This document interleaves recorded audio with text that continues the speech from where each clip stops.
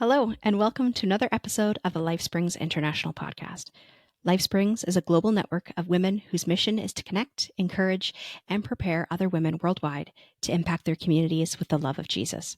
I'm your host, Britt Santos, and I'm excited to share more stories of God working through women across the world. And by inviting you into this conversation, we hope to be part of how God is speaking to you. We believe faith formation and carrying out the work of being Jesus' hands and feet should be done in community. Women have unique challenges and obstacles that can impact our ability to follow God's call in our lives, but we were never asked to do this work alone.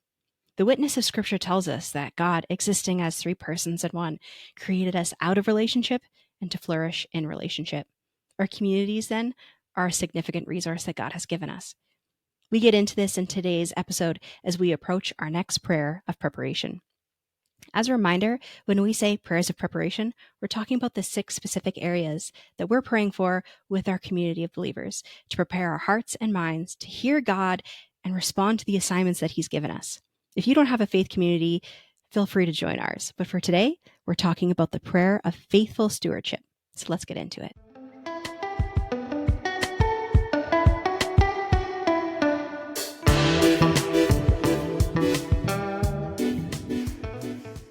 Hello, here again with my friend Christa and we are also joined by the Reverend doctoral candidate, Libby Rutherford, also affectionately known in our circles as Chicken Lady, but I promised not to call you those things for the rest of the episode.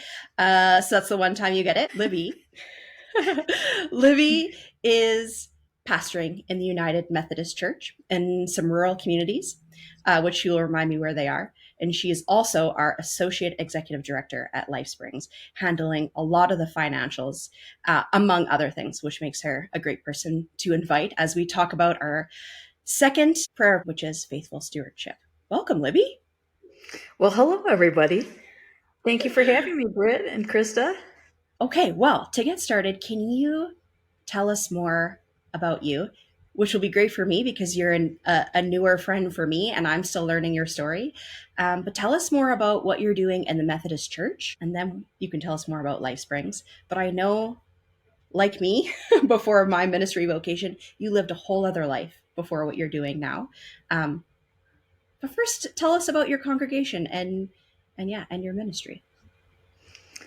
So I'm what's called an ordained elder in the United Methodist Church, and so I'm a pastor, and I pastor 2 lovely rural churches in the northwest corner of Illinois. It's the only part of the state, maybe except for way south Illinois, that is not flat. And so we have beautiful rolling hills, and I'm looking out at farmland all around me. And so these, just if you think of the archetype small rural church, I pastor 2 of those, and I so enjoy it. And so LifeSprings actually played a big part of that story. I married to Jay for going on 43 years. We've got 2 kids, one in Thailand, and our daughter lives in France. And so they have abandoned us because we have taken them around the world. We lived around the world. I was a lawyer with Procter & Gamble for many, many years.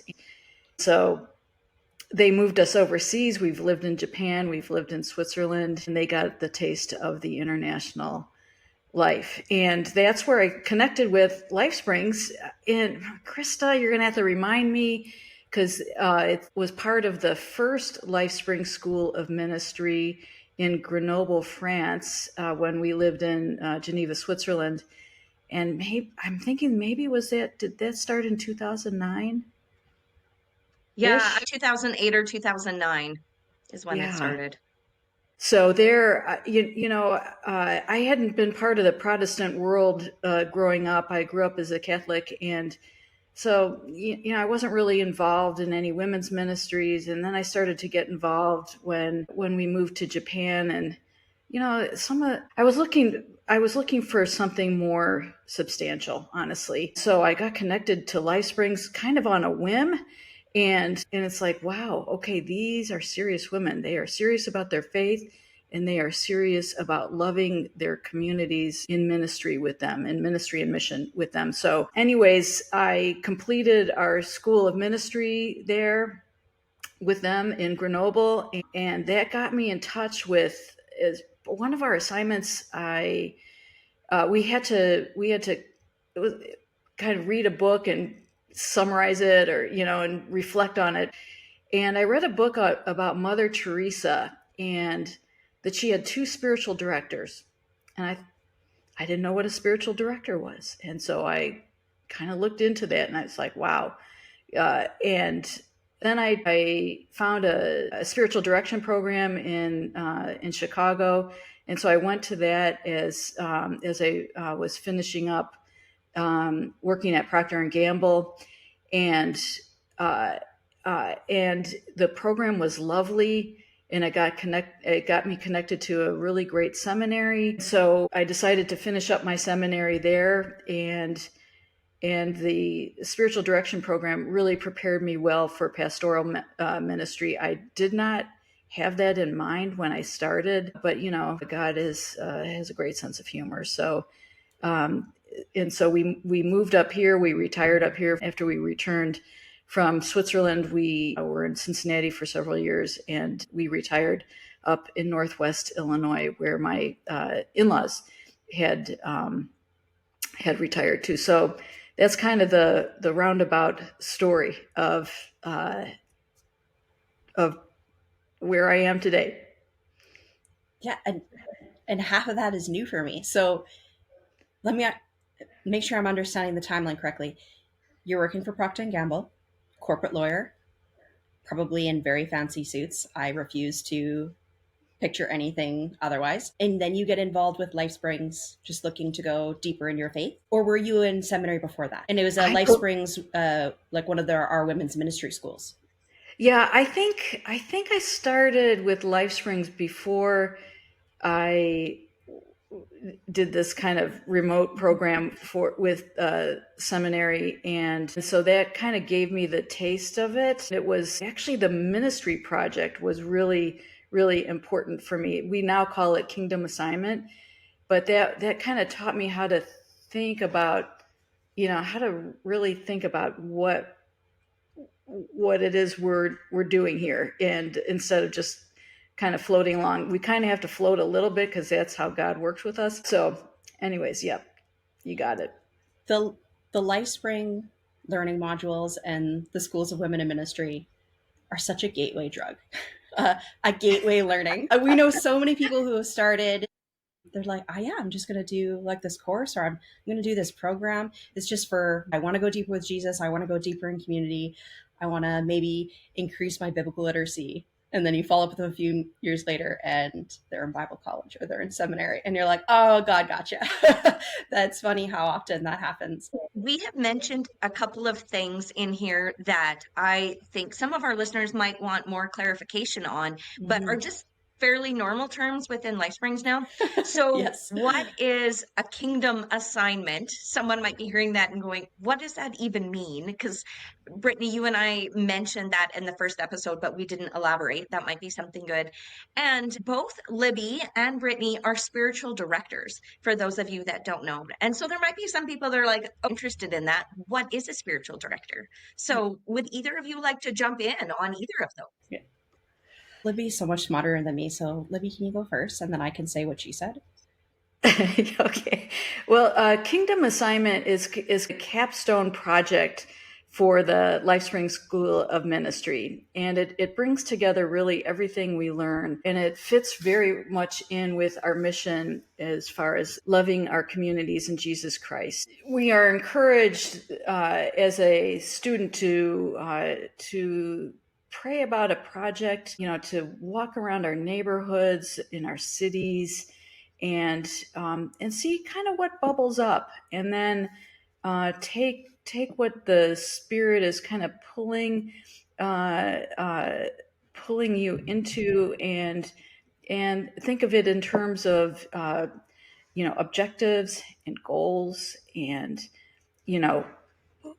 who can help you. So for instance, I did my my ministry project, Kingdom Assignment, was I developed this great curriculum for evangelism in the workplace. And I am here to tell you that I got into a lot of trouble, a lot of holy trouble I'm shocked, Libby. I'm shocked. I know. And so, anyway, I'm not shocked that something God asked you to do led to trouble and led to waves of disruption, because that sounds about right. Yeah, well, anyway, so let's just say that has morphed into kingdom assignment upon kingdom assignment upon kingdom assignment. But anyways, I guess I'm trying to say that it has really helped me think about ministry, think about especially kind of discrete parts of ministry.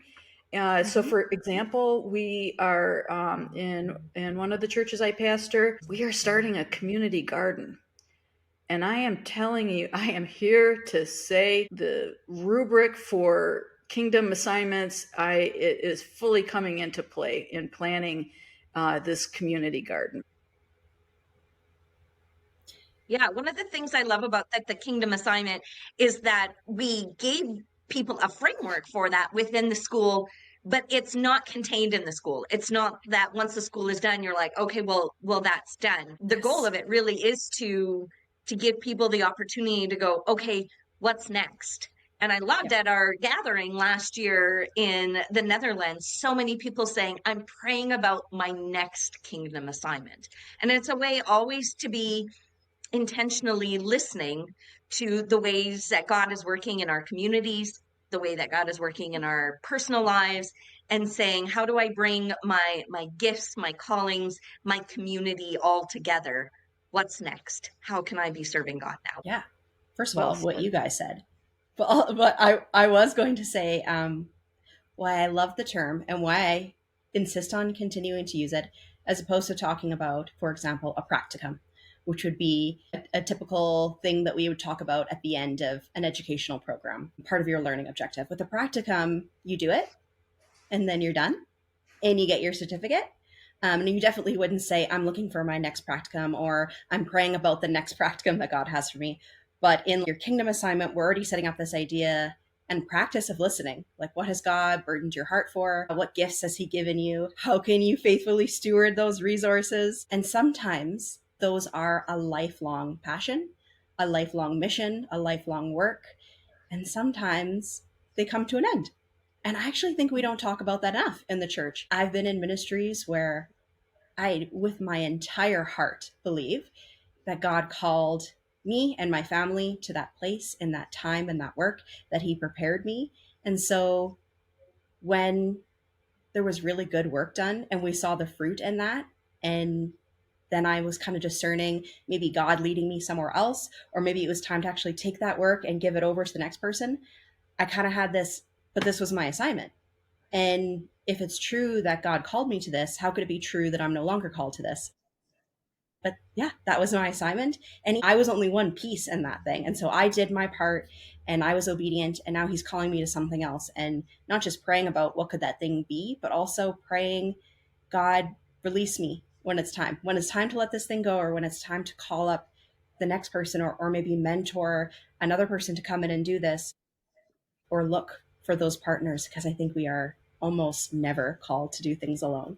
Part of that discernment is, when is it time for the next thing? So instead of saying missions, another reason why I avoid that is because not everybody would consider themselves a missionary or part of a mission, but we all know that God assigns us to work. We're promised that, actually. I like to tell people in baptisms, like, sometimes I just wish you'd get out of the tank and put war paint on, because like, now the work begins. God's got stuff for you.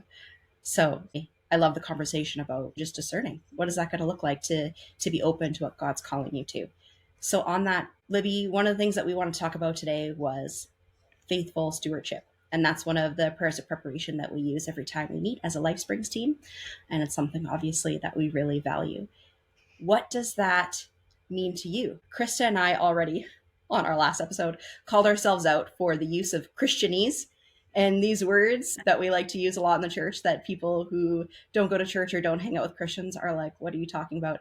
And stewardship, I think, is not always a term that gets used a lot in secular conversations. So break it down to me. Well, I think stewardship is, on its most basic level, is the wise use of the resources with which you've been entrusted. And faithful stewardship brings God into the equation. And so, stewardship, the way I think of it is stewardship and generosity are first cousins. And that starts in the Garden of Eden, right, where we are given, Adam and Eve were given everything that they needed, but they weren't willing to trust God's wisdom, and so they reach for more. And fast forward to our God is a God who is generous with us, and that there's always enough, even though we don't think that there's enough, right? That's a trap that we get ourselves into. And then, Jesus kind of pulled that Garden of Eden analogy out with the fishes and the loaves, the 5 plus 2, and that meager offering of the boy was a generous gift to that crowd, and God the Son made it more. And so, so the stewardship of all of those gifts are, we just need God's wisdom. People have entrusted their resources to us, whether it's financial resources, whether it's time, whether it's talent, gifts and skills. And how is it that we as the leaders bring that all together? Because God has put all of this in our hands, and how is it that God wants us to use these resources? That's a long answer to a short question. To jump back, just as a reminder and a side note, Christa had asked us to talk about spiritual direction, what it is for people who don't know what that is. I'm not going to get into it because I think we're going to have a whole episode on it. And I don't want to waste my good words now when I have good words to say about it later. But part of my answer to this was in context of spiritual direction. So spiritual director. It's not a counselor. It could be your pastor, but it's not the same as being a pastor. And a lot of what we do in this practice of presence, which we'll talk more about, is help people discern some of these things that we're talking about. What has God given you? What is that burden on your heart? What's happening in you? So when stewardship comes up, sometimes I find it easier to contrast it to things. And so to me, like the opposite of that posture is the scarcity, and just always operating out of a scarcity mindset, which in consumeristic, capitalistic North American world, a lot of what we do and say and how we act operates out of scarcity. And so in this conversation about faithful stewardship, and part of your piece within Life Springs, Libby, is helping us with some of the finances. Quite often we do go to money as our primary resource, and money is attached with a lot of fear. I know it has been in my life, if you ever have not had it. So whether it's money, whether it's something else, how do you, and maybe it's just this prayer that prepares us, but how do you switch your brain from, I'm praying that God will use what I have to the fullest, away from this idea of, I don't have enough. I don't have enough to give God. Whatever he asks, I can't afford to give him. I can't afford to share. How do we get there, Libby? Someone said something to me in seminary that has always stayed with me about money. It's important. So I'm going to bring in spiritual direction, right? Because spiritual direction at its very core is listening up to God, out to others, and in with ourselves. And with money in particular, we have voices in our heads. There are conversations going on in our heads, and those usually come from our growing up environment. I will share that, my dad was a spender, and my mom was constantly worried about money in our household. And so I have to really pay attention to those conversations in my head, because I very easily get into that scarcity mindset that you just mentioned, where I rub my hands and it's like, oh, there's not going to be enough. And so I have to notice that conversation when we are together as the LifeSprings executive team. I kind of have to give voice to that in some regard, because we as a group are discerning how best to steward the whole of LifeSpring's resources. And yeah, and it's important to speak kind of even our fears. We want to push them down, but it's good to have conversations about that, because we all come from different perspectives. Yeah. Can I offer another obstacle that I think people have in this? We talked about there are spenders. In the context of ministry, I'm a saver. I always joke with my team members, like, I worked in the church for so long, my budget was $5 and 6 Skittles. Like, I'm always looking to try and save and scrape anywhere I can, even if we have money to spend. So we talk about being good stewards of our resources. Often that means use that money well. Don't overspend, especially when people are donating this money. Like, we want to be held accountable for that. But maybe it's, I have guilt about spending this money or using this resource that someone gifted me because,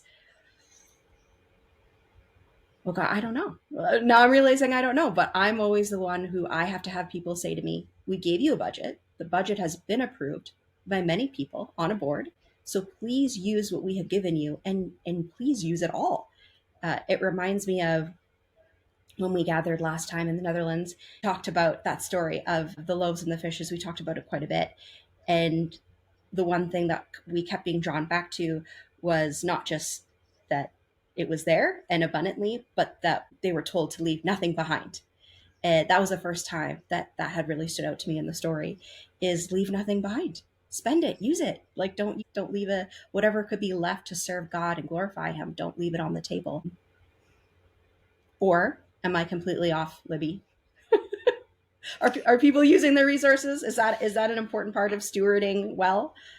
Well, so it's we've got these two extremes, right? Saving, this Ebenezer Scrooge, right? Saver. He was a saver until he was released into generosity. And then we have the spenders, and we're going to buy boats and snowmobiles and all good things because we've got all this money.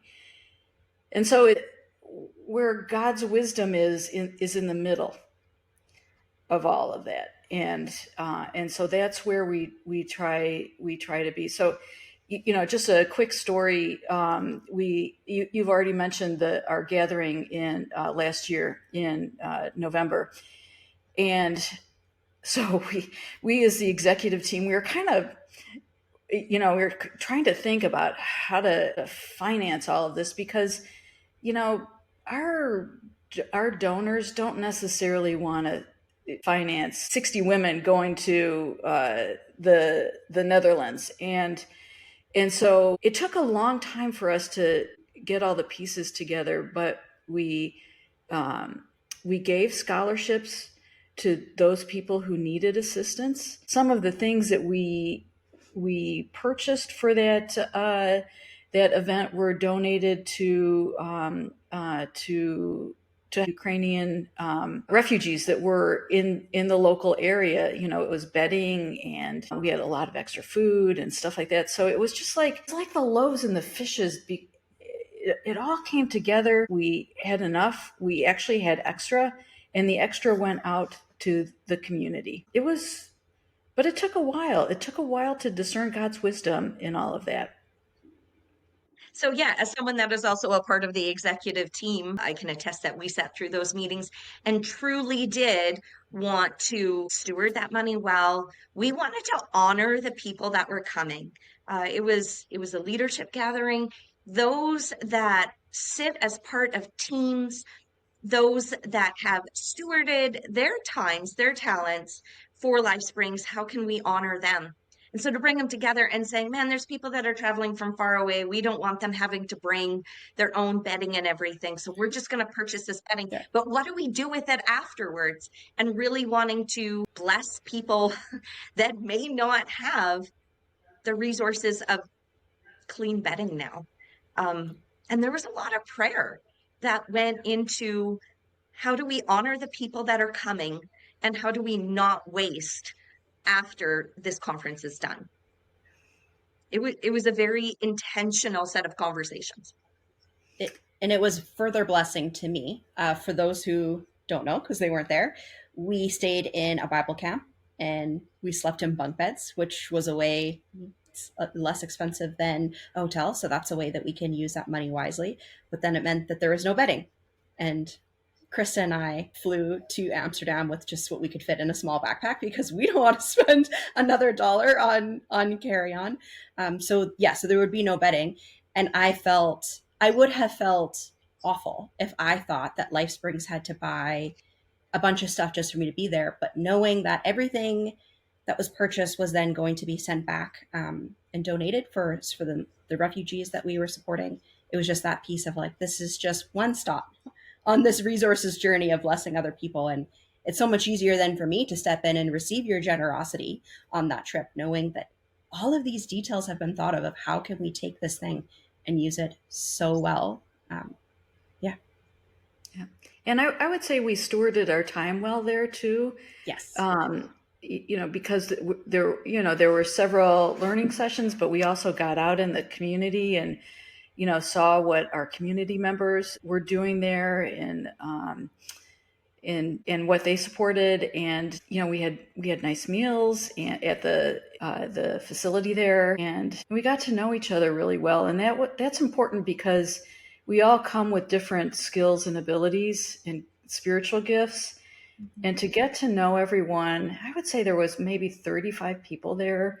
To get to know everyone and what we were all bringing and what we were all carrying was lovely. So one of the things that you guys arranged as part of running this gathering and making sure everybody was fed, there were some Ukrainian women working in the kitchen helping us prepare food, which was amazing because they didn't have permanent employment. So after meals, we would all take turns helping out with dishes in the back, which ended up being a highlight for me in the trip. I don't know if anyone else knows this, but I'm talking to these women and washing dishes and just trying to hear a little bit more of their story. At the same time that we were visiting, it happened to be either the weekend of the Canadian Remembrance Day, which I think is like the American Veterans Day, if I'm correct, or it was around the same time. And so I had asked the one woman, how long do you think you'll be staying here? When do you think you would feel safe or go back to the Ukraine? And she said, I would go back now. I do have an 18-year-old son. And if I go back, then he'll be drafted. And it just hit me like a ton of bricks. One, because we were in Canada, we would have been observing our Remembrance Day. And I have a teenage son. And I just thought it was one of those moments where I think you forget when you're putting your poppies on, or at least I forget when I'm putting my poppies on. That happened, but that's still happening right now, like this very minute to other families. And it was an experience I would not have had, just for that reminder of the privilege that I live here in Canada and the very real cost of the war that's happening over there. It's a experience I would not have had, one, if we had not been able to use our finances and our resources to employ them to help us with that. And then if we had not also said, how can we help you? And how can I use my time to help? And so just the connections that come out of that. And that's what I heard you say, Libby, is you want to justify spending some money on some of these things like feeding everybody, and just the relational impact and the ministry impact that comes out of sharing a meal together or sharing a chore together. It's hard to explain the impact. That was a little rabbit hole. On that note, is there anything else that you can think of? I guess as we're as a Life Springs team in our small groups, in our churches as we're praying to be faithful stewards? Why does that matter? Or can you give me an example in your life of like, this is how that maybe further prepared me? Yeah, I would say that faithful stewardship requires a good bit of praying and then waiting. Mm-hmm. Through the waiting time, listening. And I'll share the story of our little community garden that is a dream, but will soon come into reality. We're doing raised bed gardens. That is an expensive endeavor. It's so expensive. I can't believe how much more expensive that is than I thought would these days. Yeah, and so this was an idea of someone in the church, and it was a really great idea. And it was like, how do we do this? Because it would be a blessing to our community. The church is in a very poor community to bring it together, and so church doesn't have the money to finance it completely. So we wrote a couple of grant applications, and we had to wait for months to hear on them. And we heard on one in October. That was $2,500. We received the grant of $2,500, and it's like, okay, this is getting real. But with this money, we're going to start small, very small. And then in right around Christmas time, we got notified that we got a $7,500 grant. And so it's like, okay, so people are telling us that this idea of this gentleman in the church was a really good idea. And now we are doing all the planning. The kids are going to get involved. They're going to plant seeds in our kids' ministry and sell tomato plants and who knows what. I love intergenerational ministry. That just makes my heart sing. It's so great. And so, in the whole idea of a garden is you have to wait. Right? Yes. We are in God's garden, and we have to wait on God's timing. Well, not,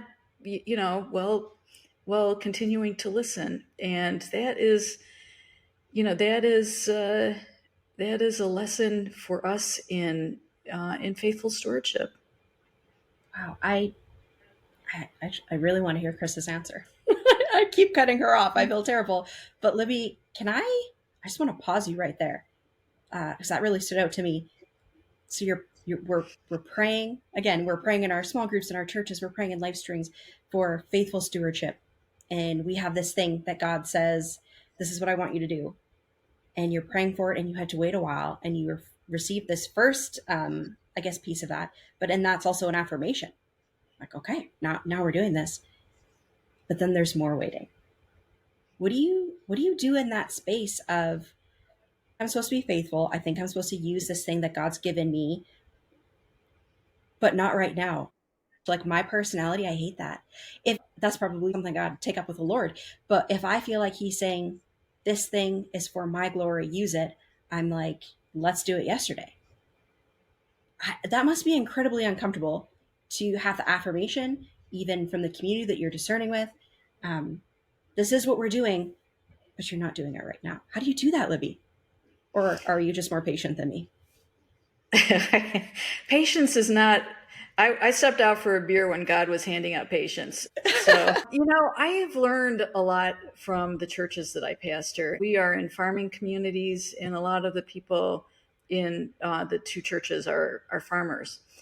And they have to be patient through hailstorms and bad weather and drought, and they have to wait for the crops to grow. You can't count on anything until the crops are harvested and in the silo. I have really taken that into advisement. And so I think waiting is a form of trusting God. And that is, again, not one of my strong suits, but I have definitely grown. So thanks to these two churches of wonderful people. may we can all continue to grow. Christa, you are someone who is infinitely more patient than me and someone who's often telling me, give it time, wait and see, the fuller thing that God's showing you here. What are your thoughts? So what was coming to mind for me is my big messy family situation. Yeah. So I hadn't planned to share this, but my family. So when I got married almost 12 years ago, I joined an instant family. So I have 3 stepdaughters that are in early adulthood right now. And 8 years ago, um, my mom sent me a Facebook message, guys, a Facebook message that said, "Hey, would you guys be willing to adopt a baby girl?" And I was like, "Mom, pick up the phone. Give me a call." That might be Anyways, a phone call it was conversation. right. It was a very distant relative of ours, so distant that it was not someone I had ever met at a family reunion or anything like that. But there was an almost, well, at that time she wasn't even 1 yet, that had gone into foster care, and they didn't want this kid to get lost in the system. And so the great grandma was desperately just trying to reach out and see if there was anyone um, that would be willing to adopt this little girl. And we looked at our 3 girls and went, it is not fair to them in our blended family situation to just bring in another kid unless all 3 are fully on board. And so sat down with the 3 of them and said, there's this little girl. What do you guys think? And the immediate response of these girls were, it sounds like this baby needs a family and we can be her family. And so I just want to say, we learned from these girls, well, we have this family and let's steward our family well. And let's welcome in this little girl. Now, since then, her cousin was apprehended and went into care, and so was her half sister. And so now there was 2 more girls that went into care.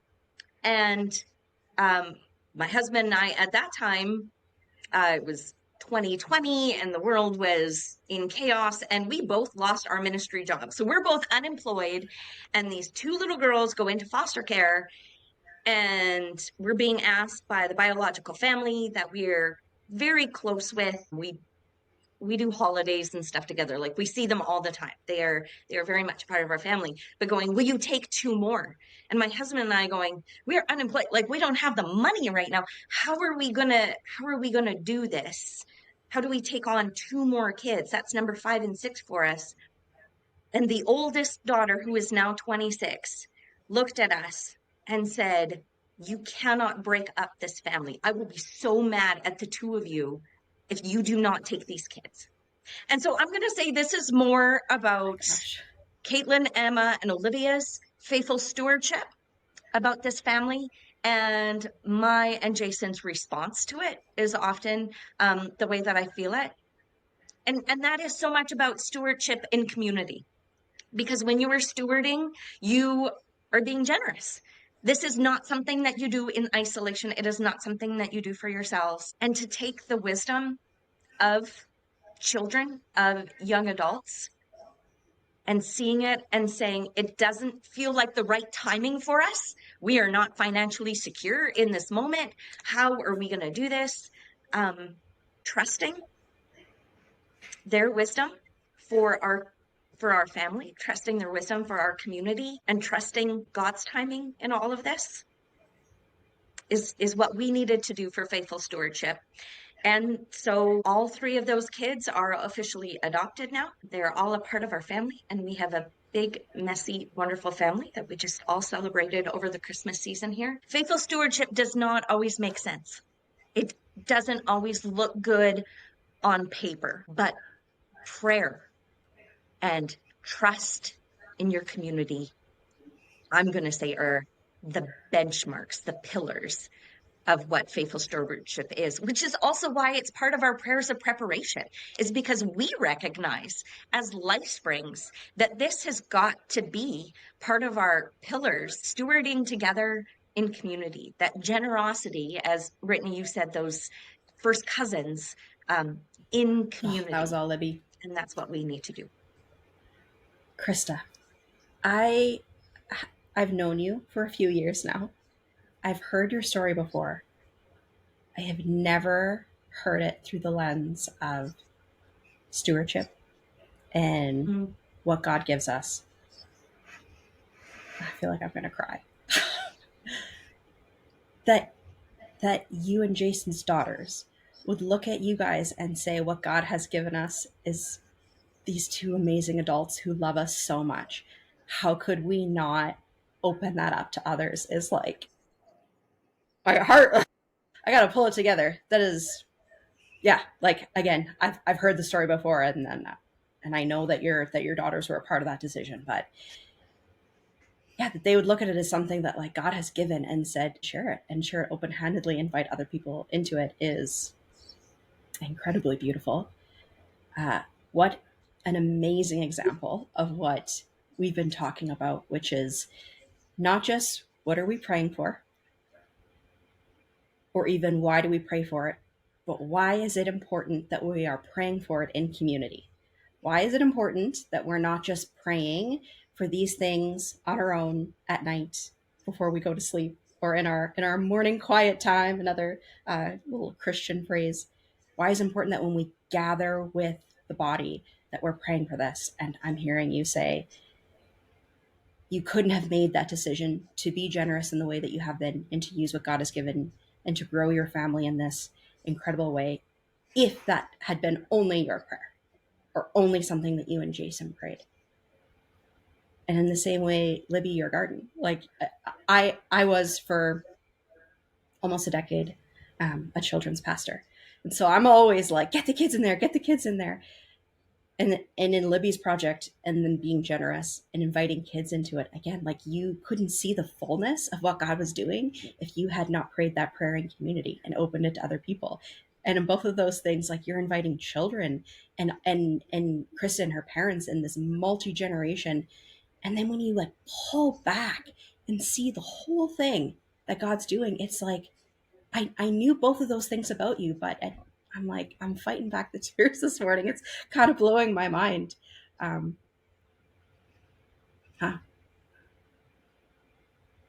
don't even know what to say about that. Thank you. You know, I was struck, Christa. I've known your story, and we've been with you through the thick and thin of it.